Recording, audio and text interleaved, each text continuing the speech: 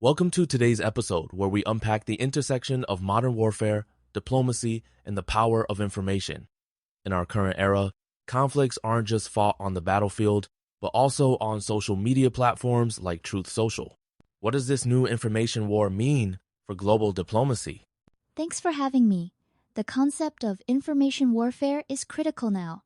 Today, leaders don't just negotiate in backrooms, they shape narratives online in real time. This can sway public opinion, pressure governments, and sometimes, as we saw today, even announce ceasefires before official confirmation. Absolutely. And as we transition into the specifics, recent posts by Donald Trump on Truth Social are prime examples. How do these rapid digital announcements impact traditional diplomacy and the reliability of such information? These digital platforms bypass conventional diplomatic channels. While they offer immediacy, they risk spreading unverified or premature claims. It changes the calculus for both diplomats and the public, who must now verify and interpret information in real time. Let's break down Trump's recent post. He declared a complete ceasefire between Israel and Iran, specifying detailed timelines for winding down military action.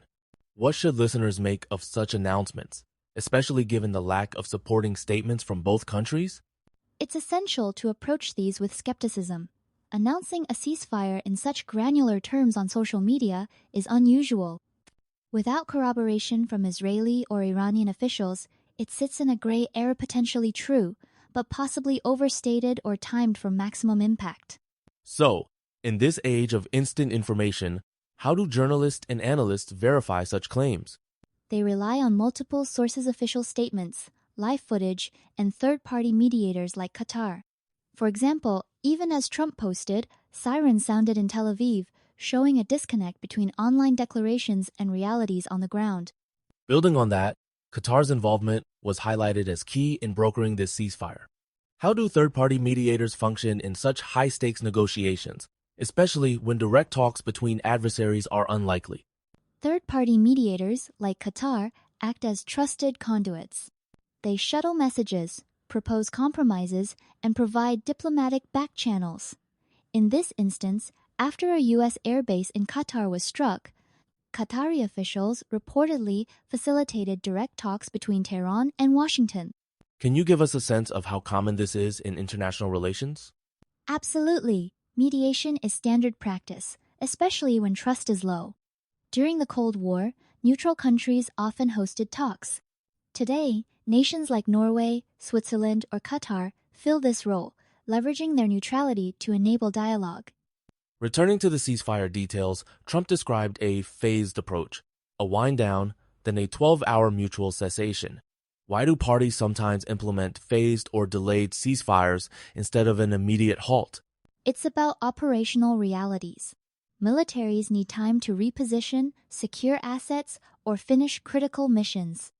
Staggered timelines also help prevent accidental escalations. Think of it as applying brakes gradually on a speeding vehicle, rather than slamming them all at once. That makes sense, but doesn't this also create opportunities for last-minute escalations or mistrust? Exactly, and that's why transparency is vital. Each side fears exploitation during these gray periods. Monitoring by neutral observers or the UN can help, but in fast-moving conflicts, there's always risk. You mentioned earlier the importance of verification. In today's case, Iranian and Israeli officials offered ambiguous or conflicting statements. How do analysts and governments determine what's really happening amid such confusion? Analysts use a mosaic approach, piecing together satellite imagery, intercepted communications, live news feeds, and statements from involved and neutral parties. For example, when Iran's Ayatollah asserts the country never surrenders, it signals reluctance, even as mediators claim a deal is imminent. So, can public uncertainty itself be a diplomatic tool? Absolutely. Ambiguous messaging allows leaders to claim victory at home while negotiating concessions abroad. It buys time and keeps opponents off balance, a tactic as old as diplomacy itself. Pivoting to America's role, J.D. Vance and others have emphasized a singular objective, ensuring Iran does not acquire nuclear weapons. How does this priority shape U.S. strategy in the region? Preventing a nuclear Iran is seen as essential for regional and global security. a nuclear-armed Iran could trigger an arms race or embolden proxy conflicts. This objective drives everything from sanctions to military strikes and, as we see, high-stakes diplomacy. Historically, have such objectives succeeded in deterring nuclear proliferation? Mixed results. The 2015 Iran nuclear deal, the JCPOA temporarily halted progress, but U.S. withdrawal in 2018 reignited tensions. It's a delicate balance of pressure and incentives, with no guaranteed outcomes. Let's discuss the philosophy of peace through strength. Mick Mulvaney suggested that if peace holds, it exemplifies this doctrine. How does military action contribute to diplomatic outcomes in this context? The peace through strength doctrine posits that credible military power compels adversaries to negotiate. For example, U.S. strikes on Iranian nuclear sites may have convinced Tehran to consider a ceasefire. But there's a fine line: overuse can spark escalation. Are there historical analogies that help us understand this approach?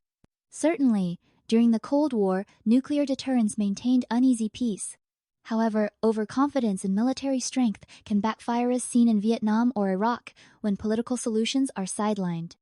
A recurring point is Israel's call for regime change in Iran, contrasted with the U.S. stance.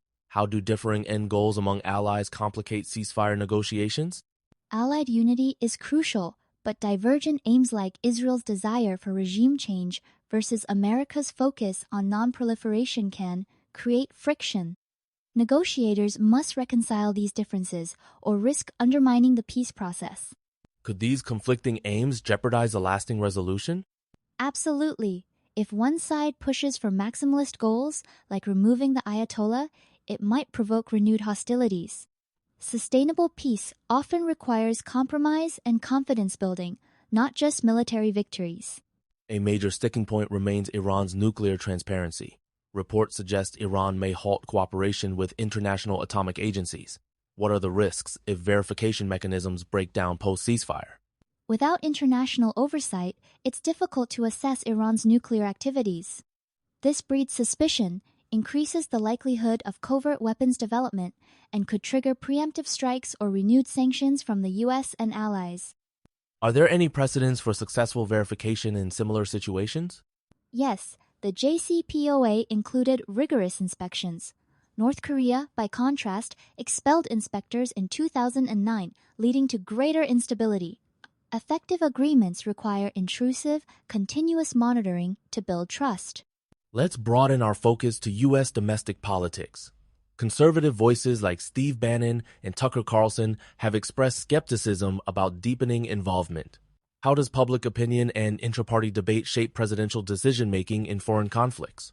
Presidents are highly attuned to their political base. Trump, for instance, balances hawkish advisors with anti-interventionist voices. Internal debate reflects broader public reluctance for forever wars, pushing leaders to pursue quick, decisive actions over protracted conflicts. Is this a uniquely American phenomenon, or do other democracies experience similar pressures? It's quite common in democracies. Parliamentary systems like the UK or Israel face similar scrutiny from opposition parties and the public, making consensus on military action challenging and often short-lived. To close, let's look ahead. If this ceasefire holds, what are the broader implications for Middle East stability given historical breakthroughs like the Abraham Accords? A durable ceasefire could open doors for deeper regional integration, reducing the specter of war and encouraging economic cooperation. However, lingering distrust and unresolved disputes, such as over nuclear programs and regime legitimacy, mean the path to lasting peace remains fraught. In light of this, what key factors should observers watch in the coming days and weeks? Monitor for verified implementation of ceasefire terms, resumption of nuclear inspections, and sustained diplomatic engagement.